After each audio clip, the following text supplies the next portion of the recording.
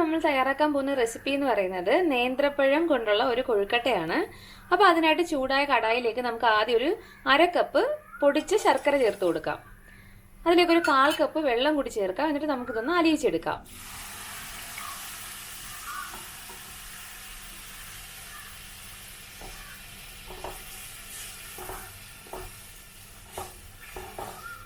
ശർക്കര ഒന്ന് മെൽറ്റായി വന്നിട്ടുണ്ട്. ഇനി ഇതിലേക്ക് 1/2 കപ്പ് ചിരകിയ തേങ്ങ കൂടി ചേർത്ത് കൊടുക്കാം.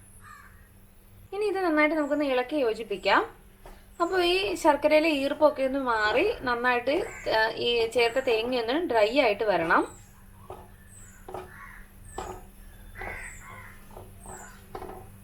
ഇനി ഇതിലേക്ക് നമുക്കൊരു 1/2 ടീസ്പൂൺ ഏലക്ക പൊടിച്ചത് കൂടി ചേർത്ത് കൊടുക്കാം. ഇനി ഇത് നന്നായിട്ട് ഇളക്കി യോജിപ്പിച്ച് കൊടുക്കാം. അപ്പോൾ ഇപ്പോൾ ഉള്ള ഈർപ്പം കുറച്ചുകൂടെ ഒന്ന് മാറി വരുമ്പോൾ നമുക്ക് കുറച്ചൊന്ന് ഡ്രൈ ആകുമ്പോൾ നമുക്കിതിലേക്ക് അടുത്ത ചേരുവ ചേർത്ത് കൊടുക്കാം.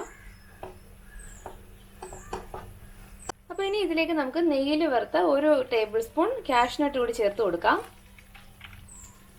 ഇനി ഇതൊന്ന് നമുക്ക് ഇളക്കി യോജിപ്പിച്ചതിന് ശേഷം തണുക്കാനായിട്ട് മാറ്റി വയ്ക്കാം.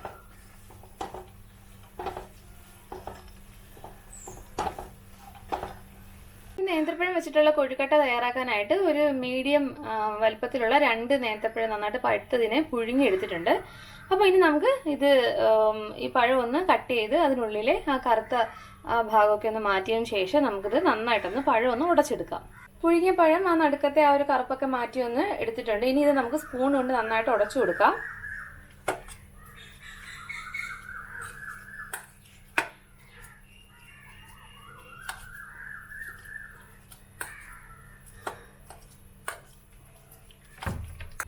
ഇനി ഇതിലേക്ക് 1 കപ്പ് അരിപ്പൊടി നമുക്ക് ചേർത്ത് കൊടുക്കാം.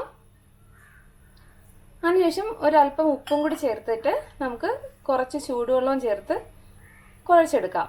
ചൂടുവെള്ളം ഒഴിക്കുമ്പോൾ കുറച്ച് ചേർത്ത് വേണം ഒന്ന് കുഴച്ച് നോക്കാൻ. ഇനി നമുക്ക് ആദ്യം സ്പൂൺ കൊണ്ടൊന്ന് മിക്സ് ചെയ്തതിന് ശേഷം നന്നായിട്ട് ആ കൊഴുക്കട്ടയുടെ മാവ് പോലെ ഒന്ന് കുഴച്ചെടുക്കാം. അപ്പോൾ ഇത് നന്നായിട്ട് മിക്സ് ചെയ്ത് ആ ഒരു കൊഴുക്കട്ടയുടെ മാവിന്റെ പരുവത്തിൽ നമ്മളൊന്ന് കുഴച്ച് വെച്ചിട്ടുണ്ട്. അപ്പോൾ ഇനി നമുക്കത് ബോൾസ് ആയിട്ടൊന്ന് ഉരുട്ടിയെടുക്കാം. അപ്പോൾ ആദ്യം ഇതുപോലെ ആ മാവിൽ നിന്നും ഒരു പിടി ഇതുപോലെ എടുത്ത് ഒരു ചെറിയ ബോൾസിനായിട്ടുള്ളത് ഒന്ന് കയ്യിലെടുത്തതിന് ശേഷം കൈയുടെ വെള്ളയിൽ വെച്ച് ഇത് ജസ്റ്റ് ഒന്ന് പരത്തുക.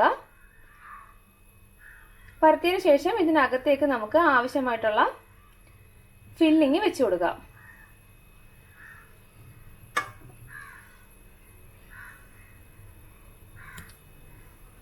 അതിനുശേഷം 4 വശവും ഒന്ന് മടക്കി ഇതുപോലെ ഒന്ന് ബോൾസ് ആക്കി ഒന്ന് ഉരുട്ടിയെടുക്കുക.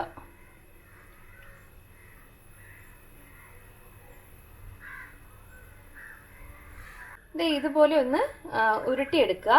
അപ്പോൾ ഇതാണ് അതിൻ്റെ ഒരു ഷേപ്പ് എന്ന് പറയുന്നത്. അപ്പോൾ ഇതുപോലെ ബോൾസ് ആയിട്ട് കുഴക്കട്ടയുടെ നേന്ത്രപ്പഴവും അരിപ്പൊടിയും എല്ലാം കൂടിയുള്ള മിക്സ് ഒന്ന് കുഴച്ചെടുത്തിട്ട് അത് കൈവെള്ളയിൽ വെച്ച് പരത്തി ഉള്ളിൽ ഫില്ലിങ് ആക്കിയതിന് ശേഷം ആക്കി ബോൾ പോലെ ഉരുട്ടിയെടുത്തതാണിത്. അപ്പോൾ ഇനി ഇത് നമുക്ക് ആവിയിലൊന്ന് പുഴുങ്ങിയെടുക്കാം. അപ്പോൾ ഇത് സ്റ്റീമർ ഒന്ന് ആവി കയറ്റി എടുത്തിട്ടുണ്ട്. അപ്പോൾ ഇതിലേക്ക് നമുക്കിനി തയ്യാറാക്കി വെച്ചിരിക്കുന്ന കൊഴുക്കട്ട വെച്ചു കൊടുക്കാം.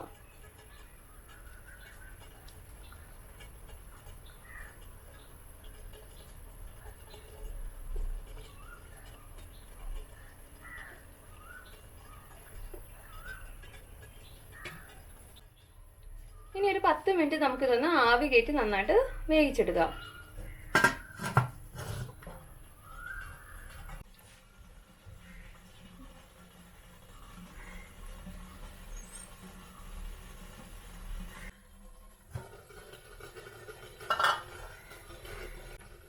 നന്നായിട്ട് ആവി കയറി ഒന്ന് കൊഴുക്കട്ട ഒന്ന് വെന്ത് വന്നിട്ടുണ്ട്. അപ്പോൾ നമുക്കിനി ഫ്ലെയിം ഓഫ് ചെയ്യാം. എന്നിട്ട് ഇത് ഒന്ന് തണുക്കാനായിട്ട് മാറ്റി വയ്ക്കാം. വളരെ ടേസ്റ്റി ആയിട്ടുള്ള നേന്ത്രപ്പഴം കൊണ്ടുള്ള കൊഴുക്കട്ട തയ്യാറായിട്ടുണ്ട്. അപ്പോൾ വളരെ എളുപ്പത്തിൽ നമുക്ക് കുട്ടികൾക്കൊക്കെ ചെയ്തു കൊടുക്കാൻ പറ്റിയ ഒരു പലഹാരമാണിത്. അപ്പോൾ എല്ലാവരും ഉറപ്പായിട്ടും ഈ വീഡിയോ ഒന്ന് ട്രൈ ചെയ്ത് നോക്കുക. എൻ്റെ ഈ വീഡിയോ ഇഷ്ടമെങ്കിൽ മറക്കാണ്ട് വീഡിയോ ലൈക്ക് ചെയ്യുക, ഷെയർ ചെയ്യുക, കമൻറ്റ് ചെയ്യുക. മറക്കാണ്ട് ചാനൽ കൂടി സബ്സ്ക്രൈബ് ചെയ്യുക. താങ്ക്